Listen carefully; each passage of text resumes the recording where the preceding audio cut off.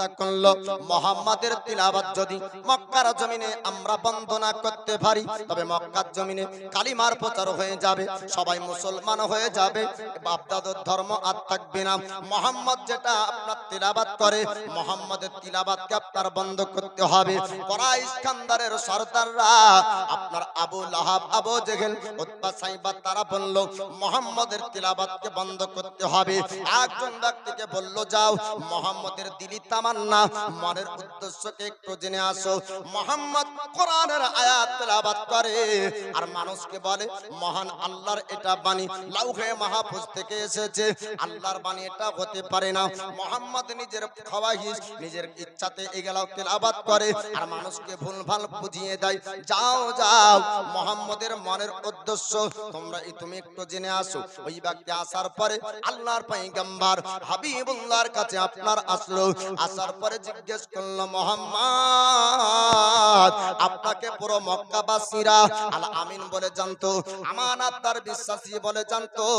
আপনি এমন একজন ব্যক্তি যে মক্কাতে কোনোদিন অন্যায় করেননি, তবে আপনি একটু বলুন যে আপনি যেটা তেলাওয়াত করে মানুষকে শুনিয়ে দেন এই তেলাওয়াতটা আপনি কোথায় পেয়েছেন? আপনি কি নিজ খওয়াহিশ নিজের ইচ্ছাতে এগুলা তেলাওয়াত করেন? সুবহানাল্লাহ। একজন 500 টাকা দিয়েছে মাহফিলের জন্য, আল্লাহ তার দানকে কবুল করুন। আপনি কি নিজ খওয়াহিশে বলেন? আপনার ইচ্ছা থেকে তেলাওয়াত করেন? একটু বলুন। আল্লাহর পয়গম্বর হাবিবুল্লাহ আপনার বললেন না না, আমি আমার ইচ্ছাতে এগুলা তেলাওয়াত করি না। আমার আল্লাহ পাক আমার উপর যেটা অবতীর্ণ করে আমি মুহাম্মদ ওটাই তেলাওয়াত করি। কিছু অংশের কোরআন যখন আমার দয়ার পয়গম্বর আপনার তেলাওয়াত করে শুনিয়ে দিলেন, ওই ব্যক্তি বললেন হুজুর আপনি একটু দাঁড়িয়ে যান আর আপনি তিলাওয়াত করবেন না, কারণ আপনার তিলাওয়াত যদি আর কিছুক্ষণ হয় আমি জমিনে স্থির থাকতে পারবো না।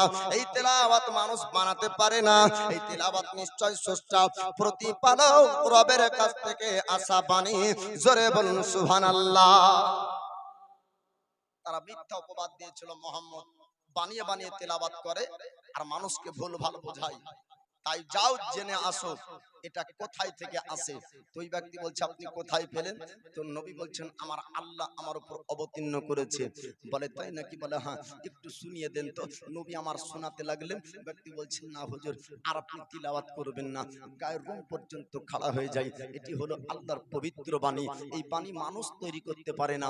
দুনিয়ার ব্যক্তিরা কবিতা সুন্দর সুন্দর ছন্দ বানাতে পারে, কিন্তু আল্লাহর পবিত্র কোরআনের মতন একটা শব্দ দুনিয়ার মানুষ তৈরি করতে পারে না। জোরে বলুন সুবহানাল্লাহ। সুবহানাল্লাহ এবার সুবহানাল্লাহ। দয়ার নবী মায়ার নবী কোথায় তেলাওয়াত করতেন? কিতাবে বলছে আল্লাহ নবী হাবিবুল্লাহ আল্লাহর পয়গম্বর আপনার মক্কার জমিনের বাজারে আল্লাহর পবিত্র আপনার কোরআন তেলাওয়াত করতেন।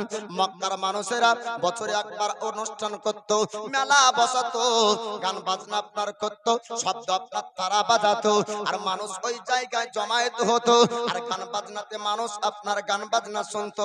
আল্লাহ নবী হাবিবুল্লাহ আল্লাহর পয়গম্বর ওই গান বাজনার জায়গাতে মহান আল্লাহর পবিত্র বাণী কোরআনের আয়াত যখন তেলাওয়াত করলেন ওই গান বাজনার জায়গাতে মানুষ কম, আমার দয়ার নবীজির তেলাওয়াতের জায়গায় ভিড়।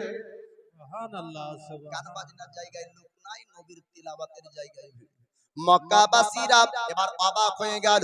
আবু লাহাব, আবু জেহেল, উতবা, সাইবা তারা বলল মুহাম্মাদের তিলাওয়াতের মধ্যে এমন কি ভরা আছে? গান বাজনার জায়গায় মানুষ প্রেম করে না। বর্তমান সময়ে মানুষ আপনার যখন আপনার মেলা বসে যত সুন্দর বক্তা বক্তব্য দেখ না কেন, জিলাপির দোকানে ভোঙা আপনার বিক্রি হবে, মনোহারির দোকানে মনোহারি বিক্রি হবে, আপনার পাপড় বিক্রি হবে, ঝালবড়া বিক্রি হবে, মাওলানার বক্তব্য আপনার মানুষ শুনবে না। মানুষের ঈমানও কমজোর আর বক্তার বক্তব্য উপর থেকে আমাদের ওইখান থেকে আর ওদের ঈমানের কমজোর। মাহফিল ফাঁকা, আমার দয়ার পয়গম্বর কোরআন তিলাওয়াত করে বেদরমি পর্যন্ত কান লাগিয়ে শুনে আর বলে এমন সুন্দর বাণী পৃথিবীর জমিনে আমরা কোনোদিন শুনতে পাইনি। জোরে বলুন সুবহানাল্লাহ সুবহানাল্লাহ। মুসলমান না বেধর্মীরা শুনছে আর তারাই প্রশংসা করছে মুহাম্মদের কণ্ঠের এত আওয়াজ, মুহাম্মদের তিলাওয়াত এত সুন্দর। এত সুন্দর বাণী, এত সুন্দর তিলাওয়াত আমরা দুনিয়াতে কোনোদিন শুনিনি। জোরে বলুন সুবহানাল্লাহ। সুবহানাল্লাহ। আল্লাহ নবী হাবিবুল্লাহ আল্লাহ পয়গম্বর আপনার দিন বা দিন কালিমার প্রচার করে, মুসলমানের সংখ্যা আস্তে আস্তে যখন আপনার বাড়লো, সর্বপ্রথম কালিমার প্রচার আমার দয়ার পয়গম্বর যখন আপনার করেন, নবুয়তের প্রকাশ যখন হয়, পুরুষের মধ্যে সর্বপ্রথম আবু বকর সিদ্দিক ঈমান আনলেন। আর বাল্যদের মধ্যে আলী শেরে খোদা মুশকিল কোসা হায়দার কারনার ঈমান আনলেন। মহিলার মধ্যে খাদিজা কুমরা, গোলামের মধ্যে যায়েদ বিন হারিস, আবু বকর সিদ্দিক কালিমার প্রচার করলেন। আব্দুর রহমান বিন আউফ, ওসমান গনি ঈমান আনলেন। মুসলমানদের একটি জামাত তৈরি হলো। এবার বেধর্মীরা চিন্তায় পড়ে গেল, এই রকম ভাবে যদি কালিমার প্রচার যদি মক্কার জমিনে হয়, যদি মুসলমানের জামাত আস্তে আস্তে বড় হয়ে যায়, তবে আমাদের বাপদাদার ধর্ম থাকবে না। তাই তারা চিন্তা করলো আর বললো মুহাম্মদের প্রচার বন্ধ করতে হবে। তাই মুসলমানদের উপর তারা অত্যাচার শুরু করলো, সাহাবাদের উপর আপনার মারতে শুরু করলো। চাবুকের আঘাতকে সাহাবায়ে কেরামরা আসার পরে দয়ার পয়গম্বরকে বললেন, হুজুর আমরা আপনার দরবারে আসার জন্য আমরা যখন বাড়ি থেকে রওনা হই, আমাদেরকে রাস্তায় ধরা হয়, চাবুকের আঘাত করা হয়, আমাদেরকে মারধর করা হয়। দয়ার পয়গম্বর বলেছিলেন সেই সময়তে, ওগো আমার সাহাবারা তোমরা শোনো, তোমরা সবরের সঙ্গে মোকাবেলা করো, ধৈর্যের সঙ্গে মোকাবেলা করো। পৃথিবীর জমিনে সবথেকে বড় অস্ত্র হলো আপনার ধৈর্য ও সবর। জোরে বলুন। কারোর সঙ্গে মোকাবেলা করবেন, আপনাকে লাঠি মারলো আপনি লাঠি তুলবেন, লাঠির আঘাত আপনার থেকে কম, আপনাকে যতটা মেরেছে তার থেকে তাকে কম মারতে পারেন, কিন্তু ধৈর্য ও সবর করবেন, মহান আল্লাহ ওর থেকে দ্বিগুণ তাকে আঘাত করবে। কোন দিনে? এই দিনে না, আপনার হাসরের ময়দানে। যদি কোনো ব্যক্তির উপরে কেউ জুলুম করে, কোনো ব্যক্তির উপর অত্যাচার করে, আর যদি তার বদলা সে না নিয়ে যদি ধৈর্য ও সবর করে আল্লাহর রাহে যদি বিচার দিয়ে দেয়, আল্লাহর বারগাহে যদি বিচার দিয়ে দেয়, আর হাসরের ময়দানে যদি এর বদলা হয়, তাহলে এই বদলাটা আপনার দ্বিগুণ বদলা হবে। বুঝতে পারলেন? সবুর করেন আর ক্ষমা করতে শিখেন, ক্ষমাকারীকে আল্লাহ পছন্দ করে। আমাদের উপর জুলুম যতই আসুক না কেন, আমরা সবুর করব, এটা রাসূলুল্লাহর কাছ থেকে পেয়েছি। জোরে বলুন সুবহানাল্লাহ। সুবহানাল্লাহ। সুবহানাল্লাহ। সাহাবীরা তোমরা সবুর করো, ধৈর্য রাখো, নিশ্চয় ধৈর্যশীল ব্যক্তির সঙ্গে, সবুরকারীর সঙ্গে আল্লাহ আছেন। জোরে বলুন সুবহানাল্লাহ। সুবহানাল্লাহ। সাহাবারা আপনার ধৈর্য রাখলেন, আল্লাহর পয়গম্বর হাবিবুল্লাহ সাহাবাদেরকে আপনার দিকের দিন অন্য অন্য জায়গায় আপনার পাঠিয়ে দেন। আবু বকর সিদ্দিক আমার দয়ার পয়গম্বরের কাছে আপনার পবিত্র কোরআনের বাণী আপনার শোনার পর মুখস্থ করে আপনার আবু বকর সিদ্দিক কোরআন পড়ে। আবু বকর সিদ্দিকের তেলাওয়াত শোনার জন্য কুরাইশের মহিলারা আর কুরাইশের বাচ্চারা আবু বকর সিদ্দিকের কাছে যেত, আর তারা আপনার কোরআন শুনতো। আবু বকর সিদ্দিককে আবু লাহাব, আবু জেহেল, উতবা, সাইবা তারা বলল, এই তিলাওয়াতকে বন্ধ করতে হবে, মুহাম্মদের তিলাওয়াত আর মক্কার জমিনে হবে না, এই তিলাওয়াত বন্ধ করতে হবে। আবু বকর বলছে, না, এই মক্কার জমিনে আবু বকর থাকবে না। সুবহানাল্লাহ। এই সুবহানাল্লাহ। মক্কার জমিনে আবু বকর আর বেশি থাকবে না। আবু বকর সিদ্দিক যত আপনার সামান ছিল পটলি মাথায় করে এবার মক্কার জমিন আপনার ছাড়বে। তখন একজন সর্দার আসে দাঁড়িয়ে গেল, আর দাঁড়ানোর পরে বলল, ওগো আবু বকর আপনি কোথায় যাবেন? আবু বকর সিদ্দিক বললেন, আমি মক্কার জমিনে আর থাকবো না। বলে, কেন মক্কার জমিন ছাড়বেন? আপনি যদি মক্কার জমিন থেকে চলে যান তবে মক্কার একটা বদনাম হবে, মক্কাকে মানুষ ভালোবাসবে না, আর মক্কার মানুষ সমালোচনা করবে। কেননা আপনি এমন একজন ব্যক্তি, কোন ব্যক্তিকে দুঃখ দেননি, আজ পর্যন্ত কারো ওপর আঘাত করেননি, আজ পর্যন্ত মিথ্যা কথা বলেননি, আজ পর্যন্ত অন্যায় করেননি। ওগো আবু বকর আপনি মক্কার জমিন কেন ছেড়ে দিবেন বলেন? অন্যান্য সাহাবায়ে কেরামরা কেউ আপনার হাবশায় গিয়েছেন, অন্য সাহাবারা কেউ ইয়াসরাম আপনার গিয়েছেন, অন্য সাহাবারা কেউ মুলকে শামে গিয়েছেন। বিভিন্ন জায়গায় সাহাবায়ে কেরামরা যখন যেতেন যেতে লাগলেন। আবু বকর সিদ্দিক বলছেন, না না, আমি আর মক্কার জমিনে থাকবো না। দাগানা সর্দার নামক সর্দার বলল, আবু বকর একটু তুমি দাঁড়িয়ে যাও, আমার একটু কথা শোনো। আপনি খবরদার এই মক্কার জমিন ছাড়বেন না, আপনাকে মক্কার জমিনে থাকতে হবে। আপনার জন্য আমরা কুরাইশের সঙ্গে কথা বলবো, কুরাইশের খানদানের সঙ্গে কথা বলবো, আবু লাহাবের সঙ্গে কথা বলবো, আপনার কোনো ক্ষতি মক্কার জমিনে হবে না। দাগানা সর্দার যখন এমন কথা বলল, আমার দয়ার পয়গম্বরের সাহাবী আবু বকর বললেন, দাগানা আল্লাহর পবিত্র কোরআন যদি আমাকে মক্কার জমিনে পড়তে দেওয়া হয়, তবে আমি মক্কার জমিনে থাকবো, আর না হলে আমি মক্কায় থাকবো না। যদি আমাকে কোরআন পড়তে দেওয়া হয় তবে থাকবো, না হলে থাকবো না। সম্পদ, জমি জায়গা, ঘর বাড়ি সব ত্যাগ করে আমি মক্কা ছেড়ে দিব, কিন্তু আল্লাহর বাণী ছাড়বো না। জোরে বলুন সুবহানাল্লাহ। সুবহানাল্লাহ। সমাধান চাও যদি জীবনে মরণে, ফিরে যাও খোঁজে নাও চোখ রাখো কোরআনে। সমাধান চাও যদি জীবনে মরণে, ফিরে যাও খোঁজে নাও চোখ রাখো কোরআনে। তবে পাবে সুখ শান্তির ঠিকানা, তবে পাবে সুখ শান্তির ঠিকানা, যদি মেনে নাও তুমি মনে প্রাণে। সমাধান সমাধান চাও যদি জীবনে মরণে, ফিরে যাও খোঁজে নাও চোখ রাখো কোরআনে। এ তো চির অমলান চির মুক্তির ডাক, এ যে মহাবাণী খোদা এ কালামে পাক। জোরে বলুন সুবহানাল্লাহ।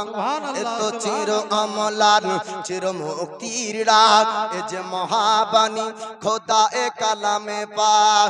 এ দুনিয়া আর সে দুনিয়ায়, এ দুনিয়ায় আর সে দুনিয়ায় মুক্তি পাবে তুমি তো জাহানে। সমাধান সমাধান চাও যদি জীবনে মরণে, ফিরে যাও খোঁজে নাও চোখ রাখো কোরআনে। সমাধান চাও যদি জীবনে মরণে, ফিরে যাও খোঁজে নাও চোখ রাখো কোরআনে।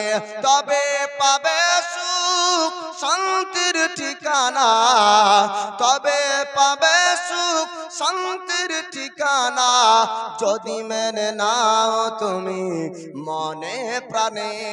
সমাধান সমাধান চাও যদি জীবনে মরণে, ফিরে যাও খোঁজে নাও চোখ রাখো কোরআনে। এ বাণী সকলের নয় শুধু মুমিনের, যারাই চলবে মেনে ফল পাবে কোরআনে। জোরে বলুন সুবহানাল্লাহ। সুবহানাল্লাহ। এই কোরআন থেকে খালি মুসলমান আপনার উপকার পায়নি, বেধর্মীরাও পেয়েছে। তাই বলছে কোরআনকে যদি ফলো করে সব ধর্মের মানুষই কোরআন থেকে উপকার পাবে। জোরে বলুন সুবহানাল্লাহ। সুবহানাল্লাহ। এ বাণী সকলের নয় শুধু মুমিনের, যারাই চলবে মেনে ফল পাবে কোরআনে। এ বাণী সকলের নয় শুধু মুমিনের, যারাই চলবে মেনে ফল পাবে কোরআনে। ঘরে বলো কি রাষ্ট্রে বলো, ঘরে বলো কি রাষ্ট্রে বলো, অশান্তি দূর করে শান্তি আনে। সমাধান সমাধান চাও যদি জীবনে মরণে, ফিরে যাও খোঁজে নাও চোখ রাখো কোরআনে।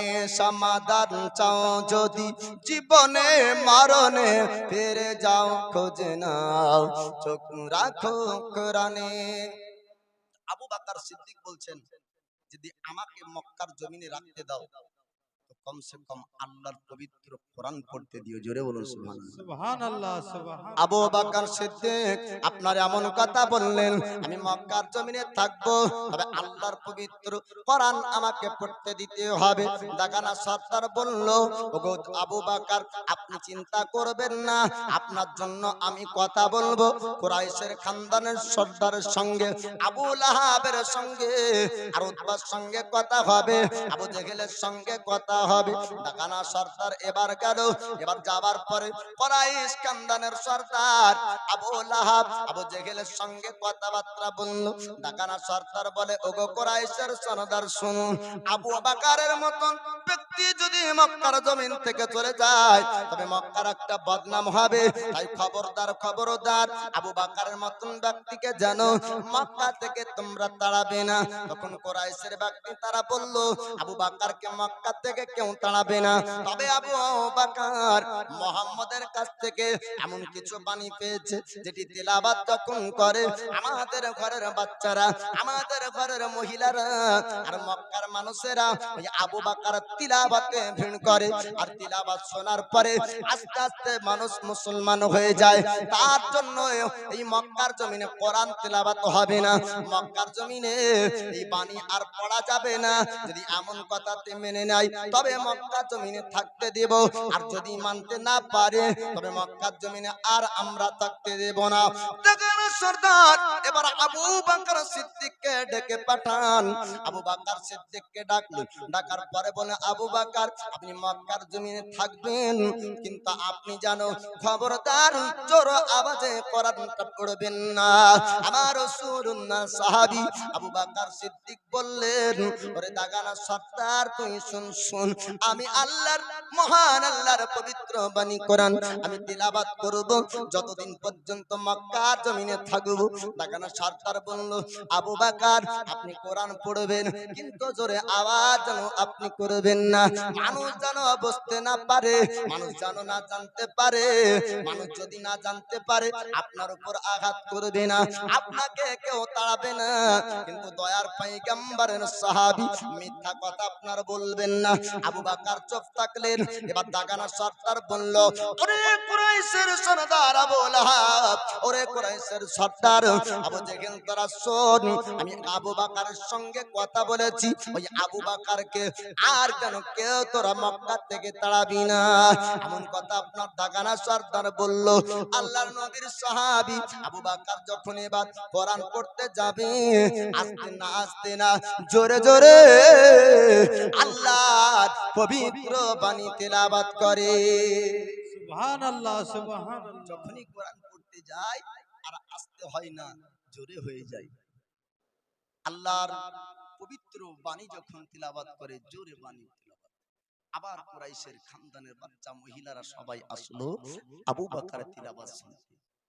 এবার আপনার অভিযোগ হলো, আবার কুরাইশের খানদানের সর্দার আবু লাহাব আবু জেহেলকে বলা হলো, ওগো আবু লাহাব আবু জেহেল, আবার আবু বকর জোরে জোরে জোরে কোরআন তেলাওয়াত করে। এই আবু বকর তেলাওয়াত শোনার জন্য আবার বাচ্চারা ভিড় করেছে, আবার মক্কার মানুষ ভিড় করেছে, আবার মহিলারা শুনতে গিয়েছে।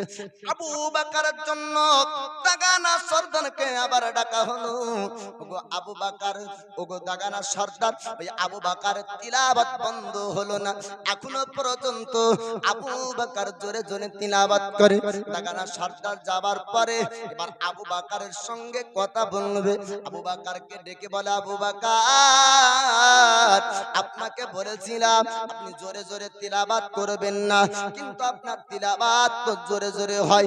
আবু বকর সিদ্দিককে দাগানা বলে, ও আবু বকর আপনি যদি জোরে জোরে কোরআন তেলাওয়াত করেন তবে আপনার দায়িত্ব আর নিতে পারবো না, আপনার জানের দায়িত্ব নিয়েছিলাম, আপনাকে কেউ মারবে না, আপনাকে কেউ আঘাত করবে না। যদি আপনি এমন করে জোরে তিলাওয়াত করেন তবে আপনার দায়িত্ব আর আমি নিতে পারবো না। আবু বকর ওই সময় বলেছিলেন, আমার দায়িত্ব তোমাকে নিতে হবে না, আমাকে পৃথিবীর জমিনে মহান আল্লাহ পাক আমাকে পাঠিয়েছেন, আর আমার জানের মালিক হলেন আল্লাহ। সুবহানাল্লাহ সুবহানাল্লাহ। কেউ কাউকে বাঁচাতে পারে না বাবা।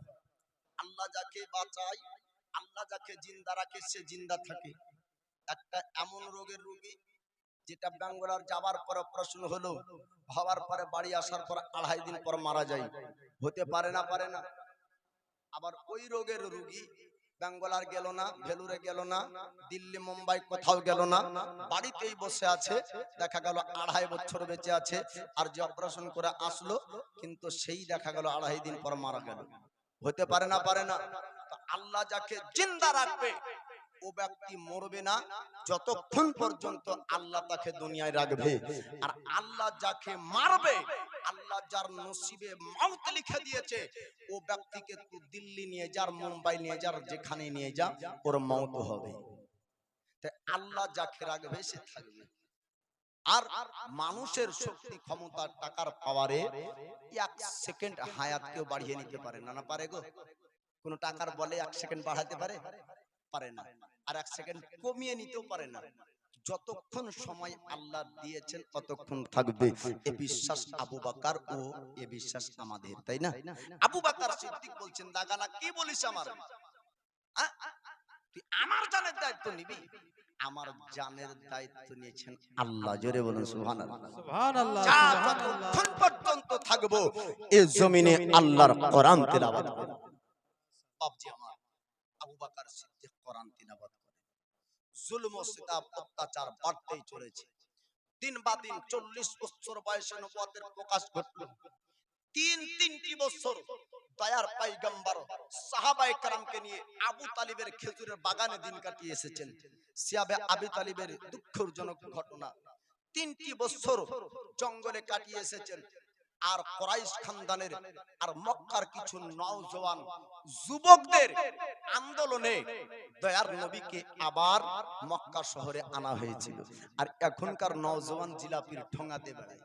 বাপজি আমার, নওজওয়ানদের ইবাদত ও আমল আল্লাহ বেশি পছন্দ করে। জোরে বলুন সুবহানাল্লাহ। জুলুম অত্যাচার যখন অতিরিক্ত বাড়লো, সুবহানাল্লাহ দান করেছেন এই মাহফিলের জন্য কত টাকা? 100, 200, 300, 320 টাকা। আল্লাহ তার দানকে কবুল করুন, আমিন আর রাব্বুল আলামিন। বাপজি আমার, কেউ উঠাউঠি করবেন না, কারো কাছে চাইবো না, চিন্তা নাই। জি, তবে দয়ার নবী, মায়ার নবীর অত্যাচার যখন আস্তে আস্তে বাড়তে চলল, মদিনা থেকে আসা মানুষ খাবার তওয়াফ করতে আসে, ইসরাফ থেকে মানুষ খাবার তওয়াফ করতে আসে।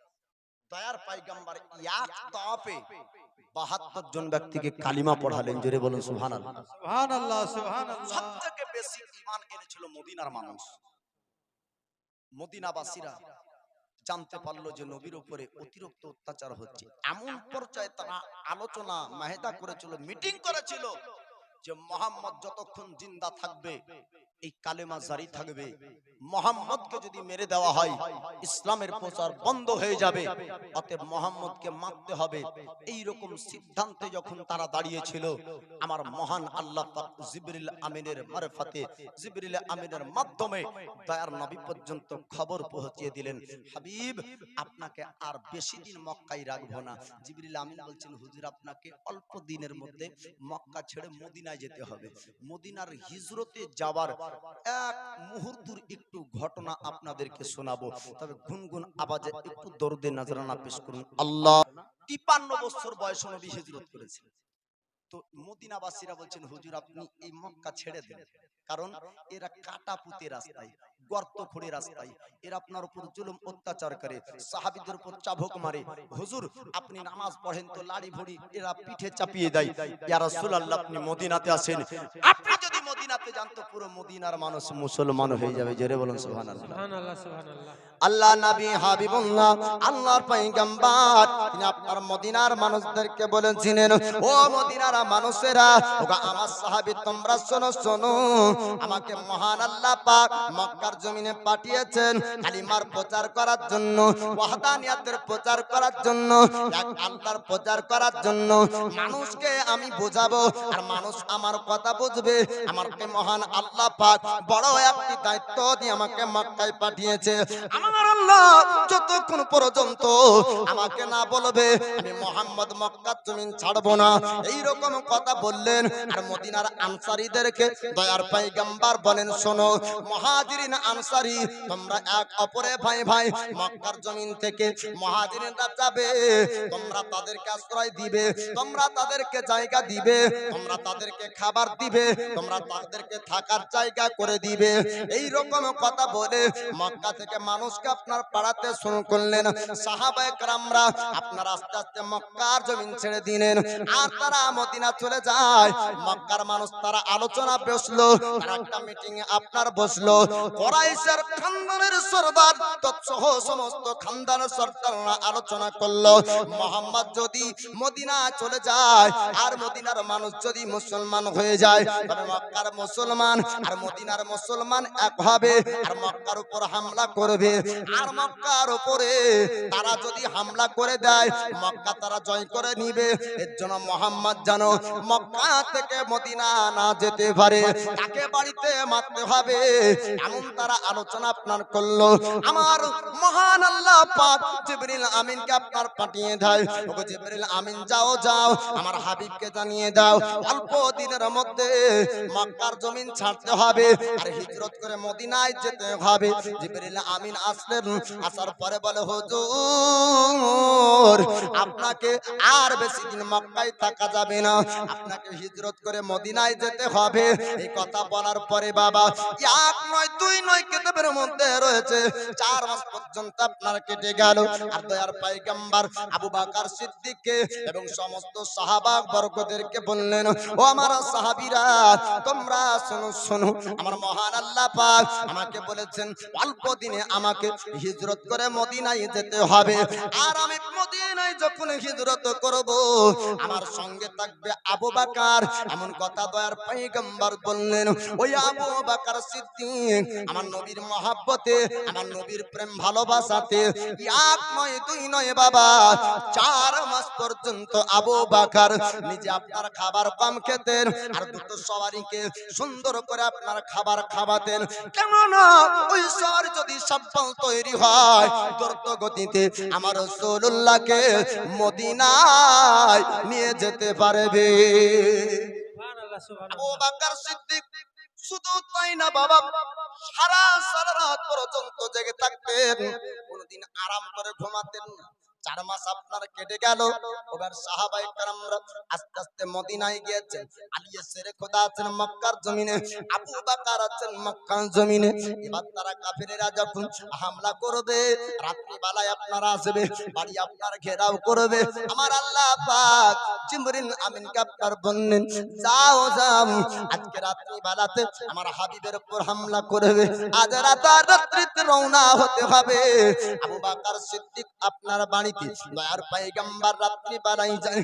আবু বকরের দরওয়াজাতে যখন আওয়াজ দেয়, আবু বকর সিদ্দিক সঙ্গে সঙ্গে উঠে আপনার লাব্বাইক ইয়া রাসূলুল্লাহ, আমার নবী আবু বকরকে জিজ্ঞেস করলেন, আবু বকর তুমি কি রাত্রি বেলাতে ঘুমাওনি? আবু বকর সিদ্দিক বলছেন হুজুর আপনি যেদিন থেকে বলেছেন আমাকে আপনার সঙ্গে যেতে হবে, আপনার সঙ্গে হিজরতের সময় থাকতে হবে, ইয়া রাসূলুল্লাহ আজ প্রায় কমবে 4 মাস পর্যন্ত আবু বকর কোনদিন রাত্রি বেলায় ঘুমায়নি। সুবহানাল্লাহ, সুবহানাল্লাহ। 4 মাস পর্যন্ত ইয়া রাসূলুল্লাহ জেগেছি। কোন সময়তে আপনি ডাক দিবেন এর জন্য? আবু বকর সিদ্দিক তিনি যখন এমন কথা বললেন, আমার দয়ার পয়গম্বর বলছেন ও আবু বকর আর দেরি করা যাবে না, রাতারাতিতে চলতে হবে, মহান আল্লাহ পাকের হুকুম হয়েছে। আবু বকর সিদ্দিক বললেন হুজুর আপনার জন্য আর আমার জন্য দুটো সওয়ারিকে আমি রেডি রেখেছি, দুটো সওয়ারিকে সুন্দর করে তৈরি করেছি, ইয়া রাসূলুল্লাহ একটার উপর আপনি সওয়ার হবেন, একটার উপর আমি। দয়ার পয়গম্বর বললেন ও আবু বকর বলো বলো তার মূল্য কত দিতে হবে, তার পয়সা কত দিতে হবে? আবু বকর বলছেন হুজুর আপনার পদতলে আমার মা বাপকে কুরবান, আমার মা বাপ কুরবান আপনার পদতলে, ইয়া রাসূলুল্লাহ নবী গো আপনার মহব্বতে আমি সবারই রেখেছি, কোনো পয়সা লাগবে না। আমার দয়ার নবী বললেন আবু বকর তুমি কি জানো না জানো না তোমাদের নবী আজ পর্যন্ত সাদকার মাল ফিরির মাল কোনদিন গ্রহণ করেনি। আবু বকর বললেন হুজুর তবে আপনার ইচ্ছায় যতটা পয়সা দিবেন নিব। আবু বকর সিদ্দিককে বললেন ও আবু বকর তুমি তোমার মাল তুমি পয়সাটা চেয়ে নাও। আবু বকর আপনার পয়সা চাইলেন, আমার দয়ার পয়গম্বর ওই সবারিকে আপনার খরিদ করে নিলেন, সবারই আপনার কিনে নিলেন। এবার আপনার উম্মুল মুমিনিন আয়েশা সিদ্দিকা রাদিয়াল্লাহু তাআলা আনহার বড় বোন তিনি আপনার সুন্দর করে খাবার তৈরি করে আবু বকর সিদ্দিকের জন্য আর দয়ার পয়গম্বরের জন্য আপনার দিয়ে দিলেন। রাত্রিতে চলবে রাস্তাতে আপনার আলী এসে খোদা মুশকিল কোশা এবার আপনার উটনির লাগাম ধরে দাঁড়িয়ে যান, বলে হুজুর আপনি আমাকে রেখে আপনি মদিনায় চলে যাবেন, আমি আলীকে যাব না। আমার দয়ার নবী বললেন, আমার দয়ার পয়গম্বর আল্লাহর হাবিব বললেন, উম্মতের দরদি নবী বললেন, ওগো আলী তুমি শোনো শোনো, তুমিও মদিনাতে আসবে, তবে আমার সঙ্গে না, কারণ আমি হলাম আমানতদার বিশ্বাসী। মক্কার জমিনে আজ পর্যন্ত আমানতের খেয়ানত কোনোদিন করিনি। আমানতের মালগুলা আপনার যার যার তাকে ফিরিয়ে দিবে, আর তারপর তুমি আসবে মদিনায়, আর আমার বিছানায় ততক্ষণ তুমি আরাম করো। আমানতের মাল ফিরানোর জন্য আলী এসে খোদাকে রেখেছিলেন। এই নয় আপনার বক্তার কাছে শুনেছেন যে নবীর বিছানায় আলী নকল করে শুয়েছিল, এটা মিথ্যা কথা। জি, নবীর দ্বারা তো এটা শোভা পাবে না যে একজন সাহাবীকে নকল করে শুইয়ে দিবে আর নবীর জায়গাতে জবাই হবে, এটা ভুল কথা। নবী কিসের জন্য রেখেছেন, তার মূল উদ্দেশ্য হলো আমানতের মালগুলা ফিরিয়ে দেওয়ার জন্য। যার যেটা মাল সেটা দায়িত্ব ছিল যে নবী তাকে ফিরিয়ে দেওয়া, তাই আলী এসে খোদাকে রেখে গেছেন। এ নয় যে নকল করে আলী শুয়ে গেল আর তারা আসবে আর আলীকে মারতে মারতে যা সময় লাগবে এতক্ষণ নবী মদিনাতে পৌঁছে যাবে, এতটা না। দয়ার পয়গম্বর যেটা আমি পড়েছি সেটা হলো আমানতের মাল ফিরিয়ে দেওয়ার জন্য দায়িত্ব আলী এসে খোদাকে রেখে। এবার লাগাম উঠনি ধরে ঝরঝর করে দুই চোখ দিয়ে পানি ঝরে, ইয়া রাসূলুল্লাহ মক্কাতে সব পেলে দয়ার নবীর নূরানী চেহারা দেখতে পাবো না। নবীকে একবার যদি সাহাবায়ে কেরাম দেখতে না পেতেন তো থাকতে পারতেন না, এত ইশক মোহাব্বত। মদিনায় যে সমস্ত সাহাবায়ে কেরাম গিয়েছেন তারা যখন শুনেছেন নবী আসছে মক্কা থেকে পাহাড়ের উঁচুতে, কোন ব্যক্তি রাস্তায়, কোন ব্যক্তি মদিনার রাস্তায় ছুটে আসছেন, চল দয়ার নবী আজ আসছে, জোরে বলুন সুবহানাল্লাহ। সুবহানাল্লাহ সুবহানাল্লাহ। নারায়ে তাকবীর, আল্লাহু আকবার। নারায়ে রিসালাত, মায়েদের দান জিন্দাবাদ। সুবহানাল্লাহ। মায়েদের কি আসতে এখন বাড়ছে, আগে ছিল হাজার, হাজারে মায়েরা হয়েছিল বেজার, তাই করে দিল ১৫০০। এটা কত? নারায়ে তাকবীর, নারায়ে রিসালাত, মাসলাকে আলা হযরত ৫০০০ টাকার দাতা বলেন জিন্দাবাদ। সুবহানাল্লাহ সুবহানাল্লাহ। আমিন ইয়া রাব্বাল আলামিন। বিজয় হাবিবিকা সিদ্দিকুল আম্বিয়া ওয়াল মুরসালিন, শেষ ভালো যার সব ভালো তার। জি, আজ ৫০০০ টাকা দিয়েছেন মাহফিলের জন্য। মায়েরা দিয়েছেন ১০০ ২০০ ৫০০, আপনারাও দিয়েছেন, মায়েরা দিয়েছে, ভাইয়েরা দিয়েছে, চাচারাও দিয়েছে, আর ছোট ছোট ভাইরাও তারাও দিয়েছে। যাই হোক সকলের দানকে আল্লাহ কবুল করুক, সকল বলুন আমিন। বাপজি আমার, এবার রাস্তায় চলছেন, মক্কা থেকে আর মদিনার রাস্তায় যেতে যেতে একটি জায়গায় গাড়ে সুর আরাম করলেন। ঘটনা খুব পুরাতন, শুনেছেন। তবে চলে যাবার পরে মক্কাবাসীরা করলো কি, এটা একটু বলবো। আল্লাহর নবী রাস্তায় যাচ্ছেন, আর এক নয় দুই নয় ৩ দিন ধরে গাড়ে সুরে তিনি ছিলেন। আর মক্কার কি হতো না হতো এ খবর আব্দুল্লাহ নামক আবু বকর সিদ্দিকের বেটা এ যাওয়ার পরে বলে দিত। বকরি চড়ানোর জন্য যেতেন আর বলতেন যে আব্বাজান মক্কাবাসীরা এই আলোচনা করছে, তাদের এই পরিস্থিতি। কি আলোচনা করছে? বলে যে মুহাম্মদকে ধরে মক্কায় এনে দিতে পারবে তাকে ১০০ উট ইনাম পুরস্কার দেওয়া হবে। কারণ যদি মুহাম্মদ চলে যায় মদিনায় কেউ বাদ থাকবে না, সব কালিমা পড়িয়ে নেবে। কারণ মক্কাতে এত মুসলমান হয়েছে, মদিনাতে গেলে মুহাম্মদ না যেতে মদিনার মানুষ বেশি মুসলমান, যদি মুহাম্মদ চলে যায় তাহলে আর কেউ বাদ থাকবে না। তাই মুহাম্মদ যেন মদিনাতে না যেতে পারে, রাস্তা থেকে যে ধরে আনতে পারবে ১০০ উট ইনাম পাবে। সুরাকা গেল, কিন্তু ঘোড়া যাবে চতুষ্পর জানোয়ার চিনে, সুরাকা তুই চিনিস না তো কি হলো, তোর ঘোড়া চিনে, এটা দয়ার মুস্তাফা, জোরে বলুন সুবহানাল্লাহ। ঘোড়াকে যতই মারে ঘোড়ার পাপুতে যায় কিন্তু কাছে যেতে পারে না। ফিরে চলে আসলো, আর তারপরে একজন ব্যক্তি দাঁড়িয়ে গেল, নাম তার বুরাইদা আসলামী। এই বুরাইদা আসলামী দাঁড়িয়ে যে বলল আমি পারবো উনাকে আনতে। ৪০ জন সিপাহী, ৪০ জন ব্যক্তিকে নিয়ে মদিনার রাস্তায় আপনার রওনা হলো। যে এবার আওয়াজ আব্দুল্লাহ দিয়েছে আব্বাজান আর আপনি গাড়ি সুরে থাকবেন না, নবীকে বের করুন আর মদিনায় রওনা হন। কারণ যদি এই জায়গা পর্যন্ত বুরাইদা আসলামি চলে আসে তাহলে ধরে মক্কায় নিয়ে চলে যাবে। আল্লাহ নবী হাবিবুল্লাহ আল্লাহর পয়গম্বর গারে সুর থেকে আপনার বের হলেন, রওনা আপনার দিনের মদিনার রাস্তায়।